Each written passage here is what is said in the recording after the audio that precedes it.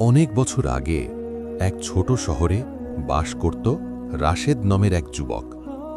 মানুষ তাকে চিনত এক ভয়ঙ্কর চোর হিসেবে। দিনে সে সাধারণ মানুষের মতো ঘুরে বেড়াত, কিন্তু রাত হলেই সে চুরি করতে বের হতো। শহরের অনেক মানুষ তার কারণে ক্ষতিগ্রস্ত হয়েছিল। কেউ তার নাম শুনলেই দরজা জানালা শক্ত করে বন্ধ করে দিত। কিন্তু একটা বিষয় কেউ জানত না, রাশেদের হৃদয়ের গভীরে একটা অদ্ভুত শূন্যতা ছিল। সে যতই টাকা চুরি করুক, তার মনে কখনো শান্তি আসত না। রাতে ঘুমানোর সময় তার মনে হতো কেউ যেন তাকে দেখছে। এক অদ্ভুত রাত।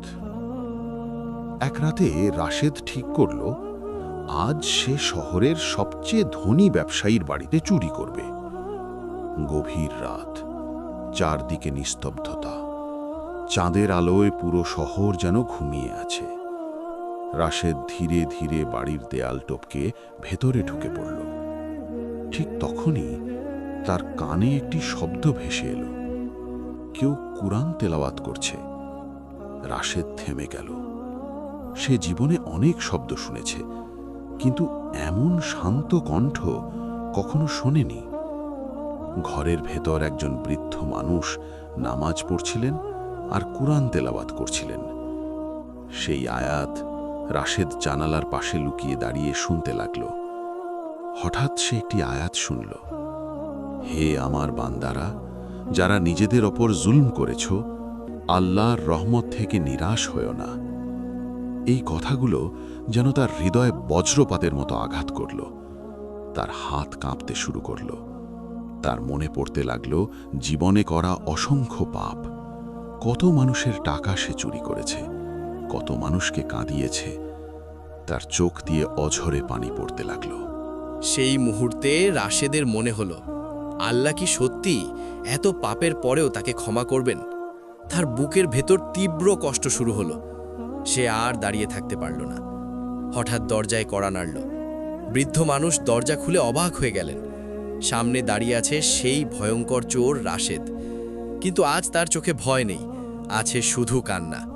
রাশেদ কাঁদতে কাঁদতে বলল, হুজুর, আমি চুরি করতে এসেছিলাম, কিন্তু কুরআনের সেই আয়াত শুনে আমার হৃদয় ভেঙে গেছে। আমার কি তওবার কোনো পথ আছে? বৃদ্ধ মানুষটি মৃদু হাসলেন।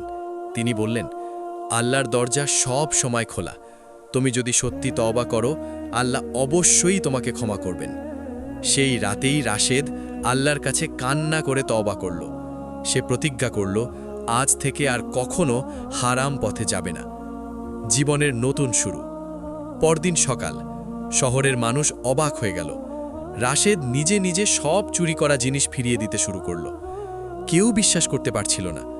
কয়েক বছর পর সেই রাশেদই হয়ে উঠল শহরের সবচেয়ে সৎ মানুষ।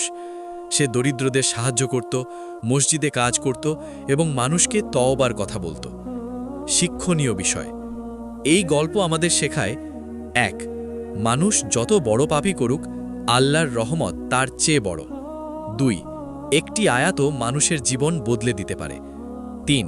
সত্যিকারের তওবা করলে আল্লাহ সব গুনাহ মাফ করে দেন। ৪. আল্লাহর দরজা কখনো বন্ধ হয় না।